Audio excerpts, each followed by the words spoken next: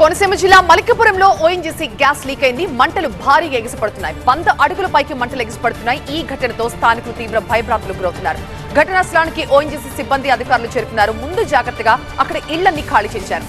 Current సరఫరా నిలిపివేయడంతో అనేక గ్రామాలు అంధకారంలో ఉన్నాయి. ఓఎన్జీసీ గ్యాస్ లీక్ ఘటనపై సీఎం చంద్రబాబు ఆరా తీశారు. మంత్రులు అచ్చెన్నాయుడు, వాసంశెట్టి, సుభాష్ తో పాటు అధికారులతోనూ మాట్లాడారు. గ్యాస్ లీక్ పై స్థానిక అధికారులతో మాట్లాడామని మంత్రులు సీఎంకు తెలిపారు. సహాయక చర్యలు ముమ్మరం చేయాలని చెప్పామని సీఎం దృష్టికి తీసుకువెళ్లారు. గ్రామస్తులకు ఇబ్బంది తలెత్తకుండా చూడాలని ఆదేశించారు. వారిని సురక్షిత ప్రాంతాలకు తరలించాలని స్పష్టం చేశారు. మంటలను అదుపు చేసేందుకు చర్యలు తీసుకుంటున్నట్లు తెలిపారు. గ్యాస్ లీక్ ఘటనపై కోనసీమ జిల్లా కలెక్టర్ ఎస్పీతో మంత్రి అచ్చెన్నాయుడు ఫోన్లో మాట్లాడారు. స్థానికులకు ఎలాంటి ఇబ్బంది తలెత్తకుండా చర్యలు చేపట్టాలని ఆదేశించారు. ఓఎన్జీసీ సాంకేతిక నిపుణుల్ని వెంటనే రప్పించాలి అన్నారు.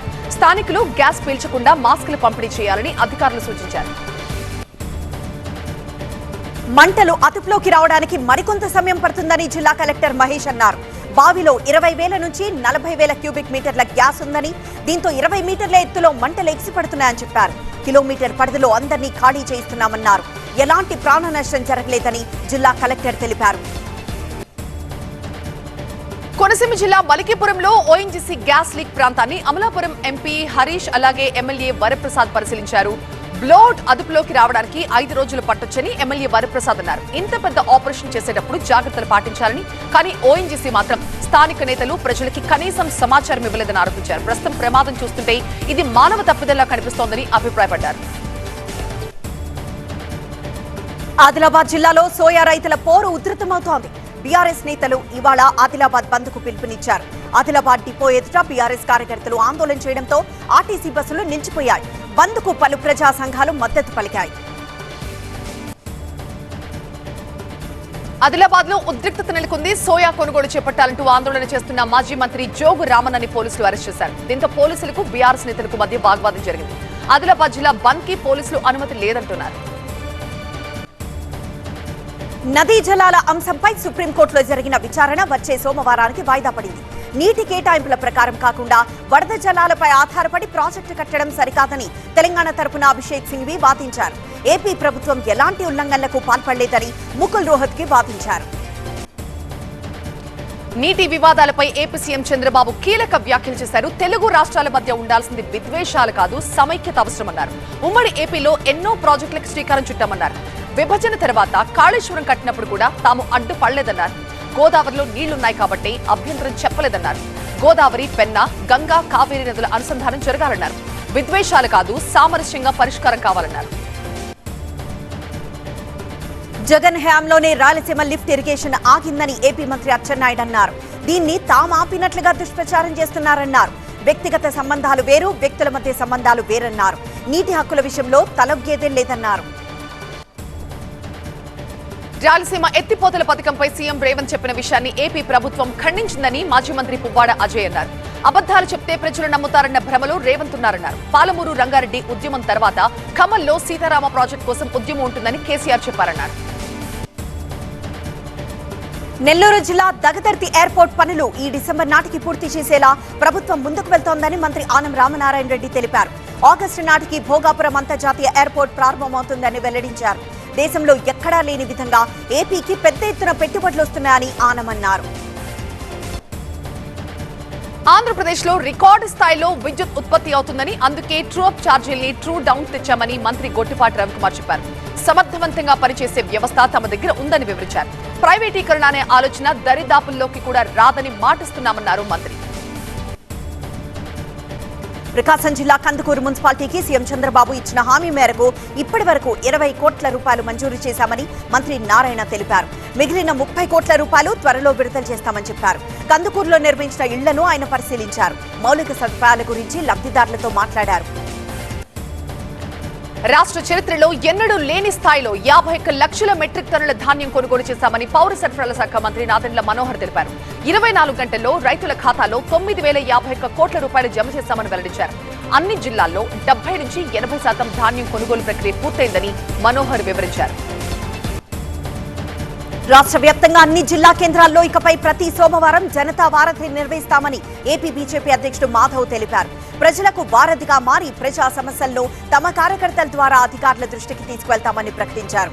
ప్రజలు ప్రభుత్వం మధ్య వారధిగా మార్చేందుకు ప్రజా వారధిని తీసుకొచ్చామని వెల్లడించారు. జగన్ వల్లే భోగాపురం ఎయిర్పోర్ట్ కల సాకారమైందని ఈ అంశంపై టీడీపీ నేతలు చర్చకు సిద్ధమని మాజీ మంత్రి గుడివాడ అమర్నాథ్ ప్రశ్నించారు. చంద్రబాబు శంకుస్థాపన చేసిన కుప్పం ఎయిర్పోర్ట్ పనులు ఎందుకు జరగడం లేదన్నారు. జగన్ ప్రభుత్వం చేసిన అభివృద్ధి పనులని కూటమి నేతలు ఓర్వలేకపోతున్నారని, ఇప్పటికైనా అనవసర ప్రచారాలు మాని ప్రజలకు మంచి చేయడంపై దృష్టి పెట్టాలన్నారు. ఈ నెల 28 నుంచి 31 వరకు జరగనున్న మేడారం సమ్మక్క సారలమ్మ మహాజాతర విజయవంతం చేయడానికి ప్రతి ఒక్కరూ సమన్వయంతో ముందుకు వెళ్లాలని సీఎం రేవంత్ రెడ్డి అన్నారు. మేడారం మహాజాతర పోస్టర్ను ఆయన ఆవిష్కరించారు.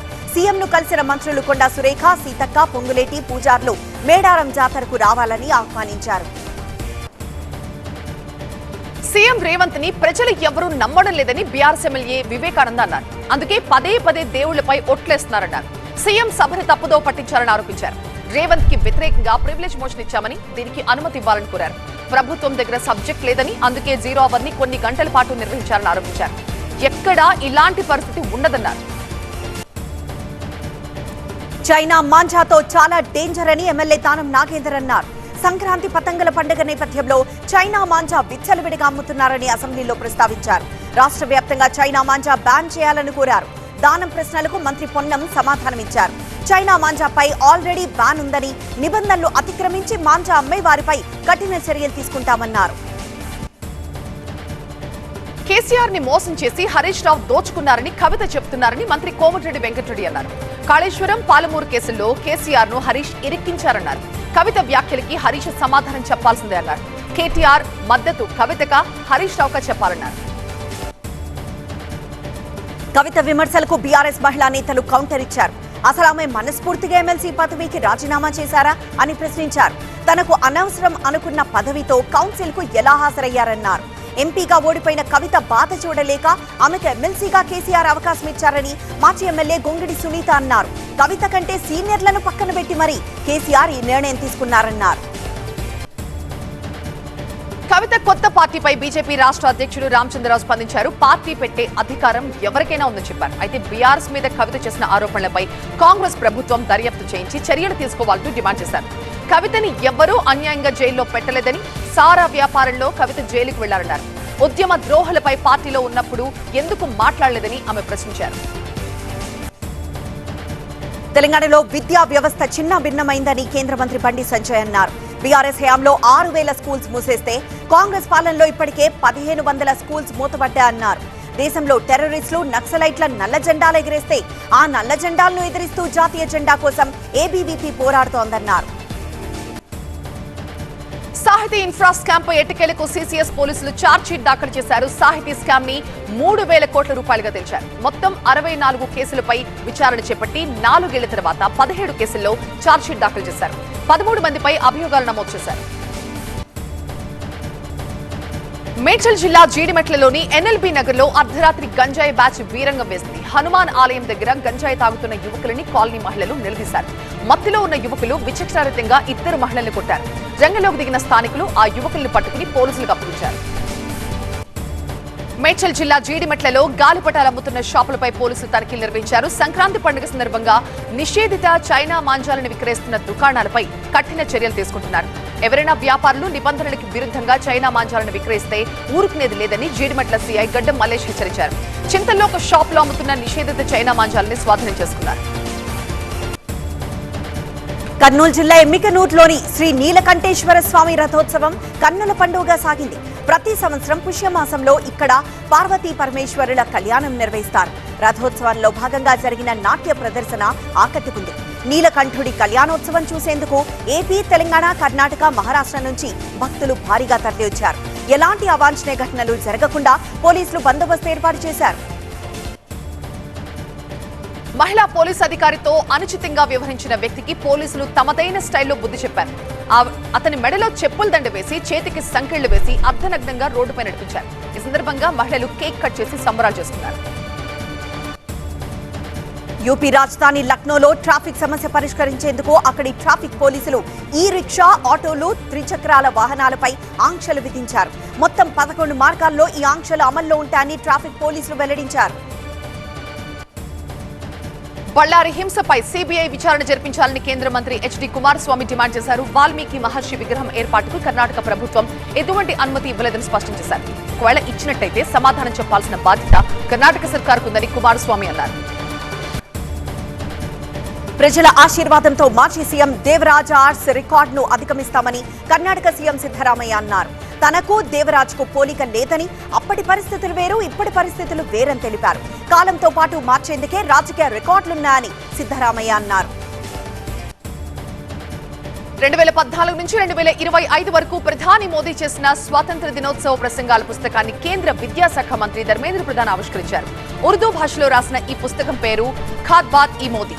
జాతీయ ఉర్దూ భాషా ప్రోత్సాహక మండలి ఈ పుస్తకాన్ని ప్రచురించింది. బంగారం ధరల్లో పెరుగుదల కొనసాగుతూనే ఉంది. హైదరాబాద్ మార్కెట్లో 24 క్యారెట్ల బంగారం 10 గ్రాముల ధర 2,400 రూపాయలు పెరిగి 1,38,220 రూపాయలకు చేరింది. 22 క్యారెట్ల బంగారం 1,26,700 రూపాయలుగా ఉంది. ఇక వెండి ధరల్లో వృద్ధి కొనసాగుతూనే ఉంది. హైదరాబాద్ మార్కెట్లో కేజీ వెండి ధర 8,000 రూపాయలు పెరిగి ప్రస్తుతం 2,65,000 రూపాయలుగా ఉంది. అనుపమ పరమేశ్వరన్ హీరోయిన్ గా తరుణ్ భాస్కర్, రాజ్ వెడ్స్ రాంబాయ్ ఫేమ్ అఖిల్ ఉడ్డెమారి ప్రధాన పాత్రలో నటిస్తున్న సినిమాకు క్రేజీ కళ్యాణం అనే టైటిల్ ఖరారు చేశారు. పెళ్లి చుట్టూ ఆసక్తికరమైన కథతో సాగే చిత్రం ఇది. తెలంగాణలోని పలు గ్రామీణ ప్రాంతాల్లో క్రేజీ కళ్యాణం సినిమా షూటింగ్ జరుపుకుంటోంది. తాజాగా మేకర్స్ ఈ చిత్ర ఫస్ట్ లుక్ విడుదల చేశారు. ప్రపంచ కప్ గెలిచిన 3 భారత క్రికెట్ జట్లను రిలయన్స్ ఫౌండేషన్ సన్మానించింది.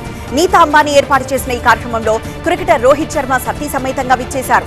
సచిన్ టెండూల్కర్ సహా మాజీ, ప్రస్తుత క్రికెటర్లందరూ ఈ కార్యక్రమానికి వచ్చారు.